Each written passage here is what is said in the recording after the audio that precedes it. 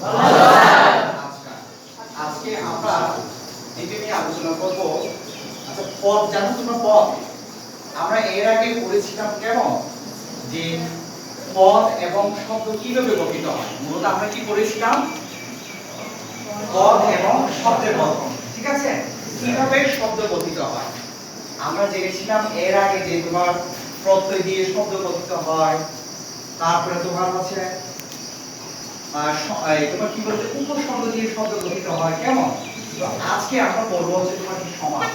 সমাস দিয়ে নতুন নতুন শব্দ গঠিত হয় কেমন। তাই আমাদের আজকে বিষয়টা হচ্ছে কি, হ্যাঁ, সমাস দিয়ে শব্দ গঠন। হ্যাঁ, এইটা না, আমরা এটা করছি না, আমরা কি নিয়ে আলোচনা করছি? এইটা নিয়ে আমাদের বাংলা সেকেন্ড পেপারে সমাস। এই সমাসের মূল শব্দ অর্থ হচ্ছে তোমার কি, সংক্ষেপ অথবা তোমাকে কি বলে, সংক্ষেপ অথবা কি বলে, মিলন। তাহলে এখন কার সংক্ষেপ, কাদের মিলন? যখন এক বা একাধিক পদ মিলে, ঠিক আছে, একটা নতুন একটা সংক্ষিপ্ত নতুন একটা শব্দ উৎপন্ন হয়, আমরা সেটাকে বলি সমাস। তাহলে এই কারণে আমরা বলতে পারি, যদি বলি যে সমাস কাকে বলে, এক বা একাধিক পদের মিলনকে আমরা কি বলবো? সমাস। ঠিক আছে, আমি কিভাবে দেখাই তোমাদেরকে, যেমন আমি একটা, এটা কি লিখলাম বলতো? হ্যাঁ, তাইলে সিংহ চিহ্নিত আসন। এটা হবে কি, আমি এই পাশে লিখলাম কি, সিংহাসন। কি লিখলাম? সিংহাসন। এখন দেখো তো, এত বেশি কথা না বলে, আমি সিংহ চিহ্নিত আসন না বলে, তাইলে সিংহাসন কথাটা বলো অনেক সুন্দর দেখায় না? ছোট্ট একটা শব্দ, একটা সংক্ষিপ্ত শব্দ, ঠিক আছে? তাইলে এখানে দেখো, সিংহ একটা পদ, চিহ্নিত একটা পদ, আসন একটা পদ, ঠিক আছে? এই তিনটা পদ মিলে একটা ছোট্ট একটা পদ, সেটা হচ্ছে তোমার কি, সিংহাসন। ঠিক আছে, এইটাই হচ্ছে আমাদের সমাস, ঠিক আছে?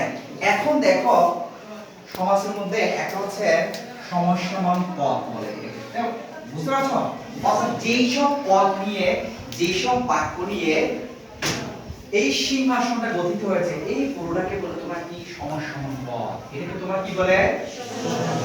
সমস্যামান পদ বলে। কি পদ বলে? সমস্যামান পদ।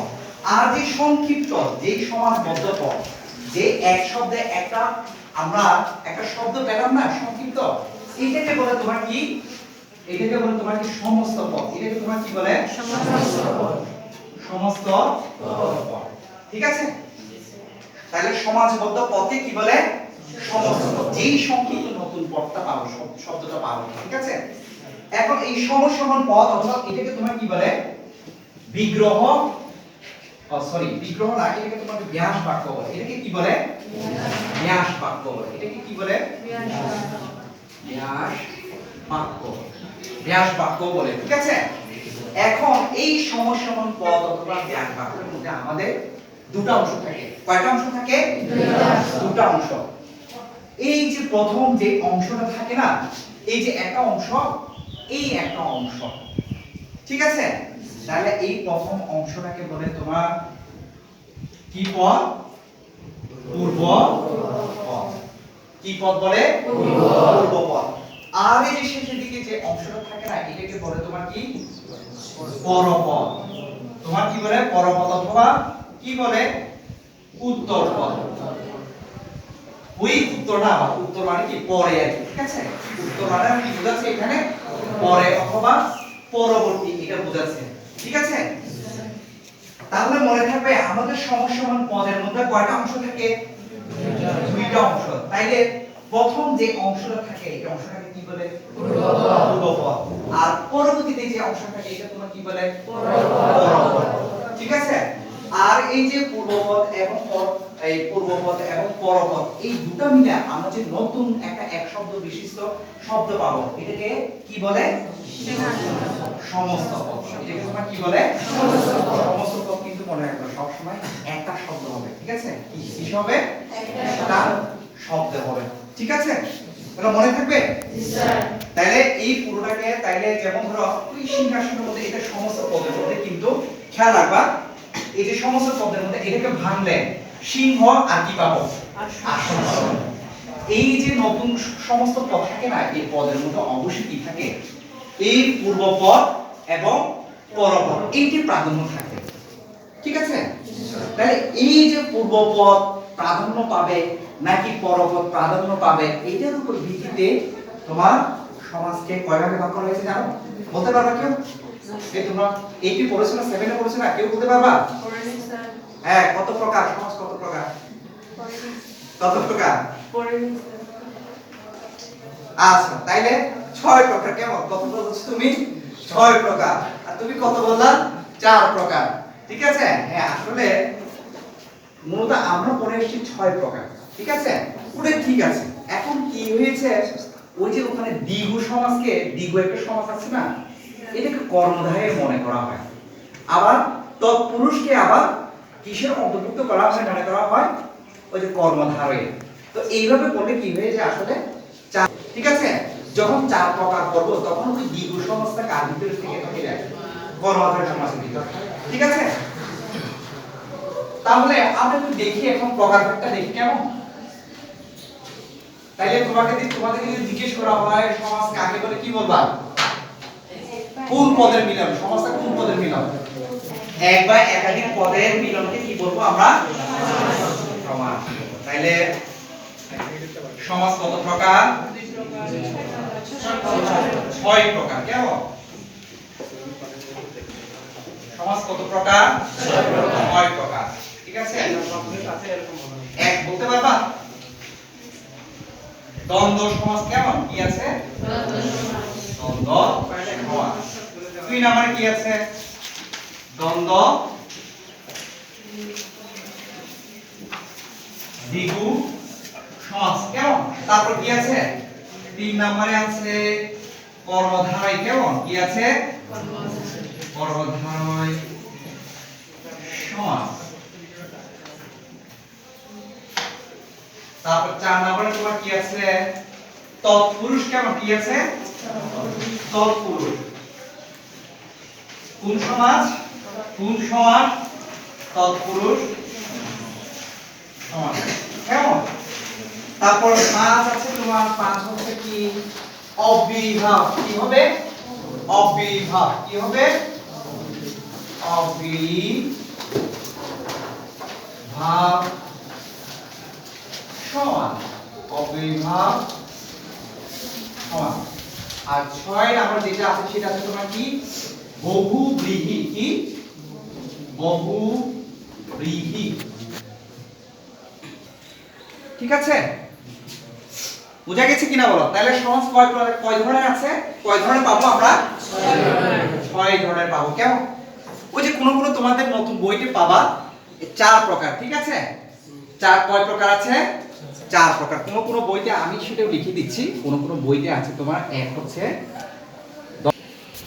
তৎপুরুষ সমাজ। 4 হচ্ছে তোমার কি? বহুব্রীহি সমাজ। বহুব্রীহি সমাজ নাকি সমাজ? দন্তস্ব আছে। কেমন? একটু খেয়াল রাখবা। তাহলে কোন বইতে এই 4 প্রকারের কথা বলা আছে। কেমন? কিন্তু ওই যে যেমন ধরো দ্বিগু সমাজটাকে কর্মধারের ভিতরে আলোচনা করাবে। ঠিক আছে? তারপর অবিভাব থেকে তৎপুরুষের মধ্যে। ঠিক আছে?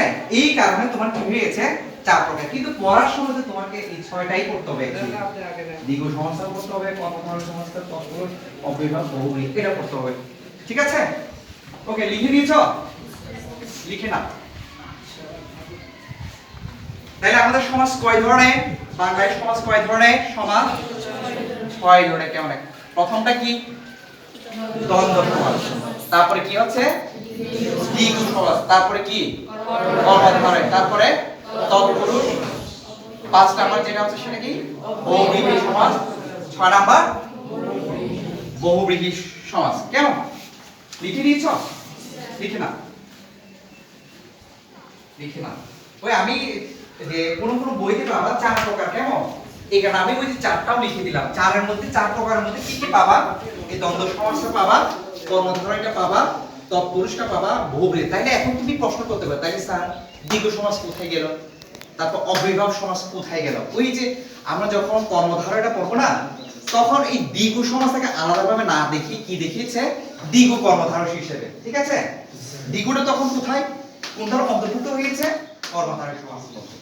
ঠিক আছে, একটা কমে গেছে না? সরি, পরবর্তী দেখবা অব্যয়ভাব সমাসটা তোমার তৎপুরুষ সমাসের মধ্যে অন্তর্ভুক্ত হয়ে গেছে। ঠিক আছে, কিন্তু পড়ার সময় তুমি পড়বা, শেখার সময় তুমি শেখবা, তাই না? এইটা লিখে নিয়েছো? আচ্ছা, তাহলে আমি কি এটা মুছে দিতে পারি? আমি মুছে দিতে পারি? আচ্ছা, আমি মুছে দিচ্ছি। কেমন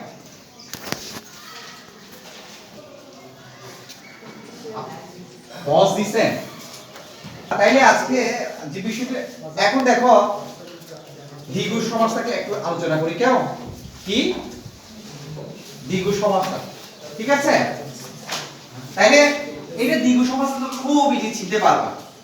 তাইলে যেই সমাসের মধ্যে, ঠিক আছে, পূর্বপদ আছে না, পূর্বপদের মধ্যে সংখ্যা থাকে, কি কি বলে থাকবে?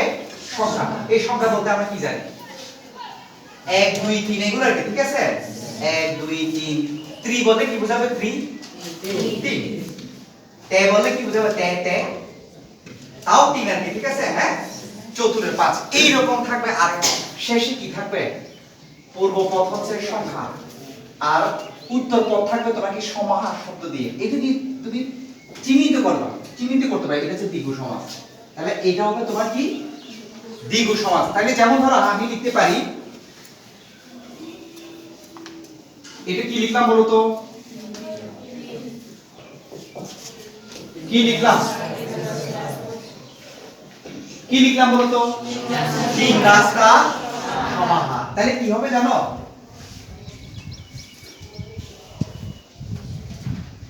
কি হবে?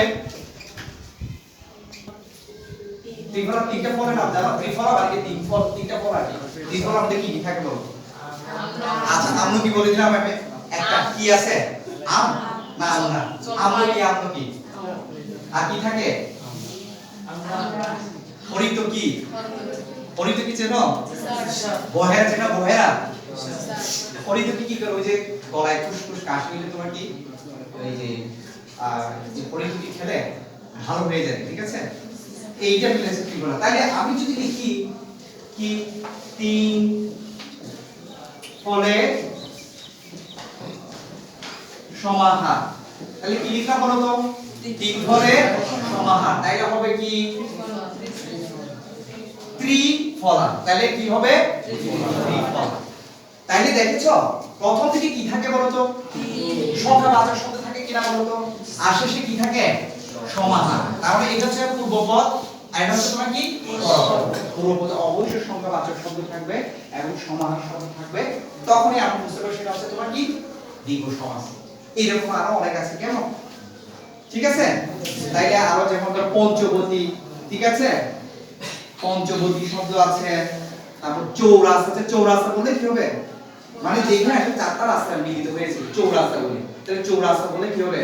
চার রাস্তা সমাহার, চার রাস্তা মিলন অথবা চার রাস্তা সমাহার। তাহলে কি হবে? চৌরাস্তা। তাহলে দ্বিগু সমাস চিনতে পারবা এখন? হ্যাঁ, ওকে, ঠিক আছে, আমি মুছে দিচ্ছি। কেমন?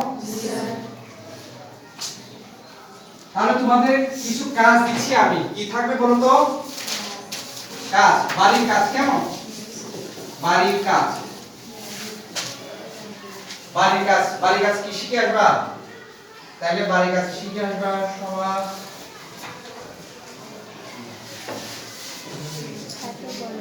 কাকে বলে? কেমন? কত প্রকার ও কি কি? বুঝা যাচ্ছে? লেখাটা বুঝা যাচ্ছে? সমাস কাকে বলে, কত প্রকার ও কি কি?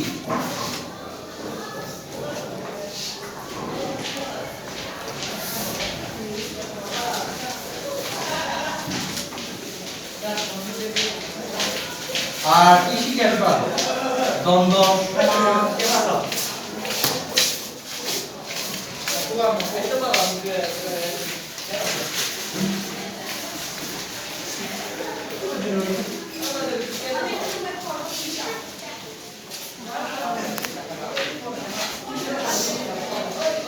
কাকে বলে? উদাহরণ দিবা কি, ঠিক আছে? উদাহরণ দাও, ঠিক আছে? বোঝা গেছে? তুমি লিখে নাও এটা, তাইলে এটা শিখে আসবা, ঠিক আছে? খুব ভালো করে শিখে আসবা। আমি হয়তো জিজ্ঞেস করতে পারি অথবা লিখেও দিতে পারি তোমাদেরকে, ঠিক আছে? এক মাসের সমাস কাকে বলে, কত প্রকার কি কি? 2 নম্বর প্রশ্ন আছে দ্বন্দ্ব সমাস এবং দ্বিগু সমাস কাকে বলে, উদাহরণ দাও। প্রত্যেকটার উদাহরণ দিতে হবে, ঠিক আছে? লিখে নাও।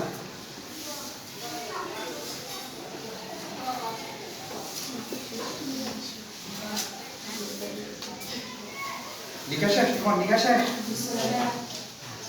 এই সবার লেখা হয়েছে? মুছে দেবো? আচ্ছা, আজকে পর্যন্ত ভালো থেকো, ঠিক আছে?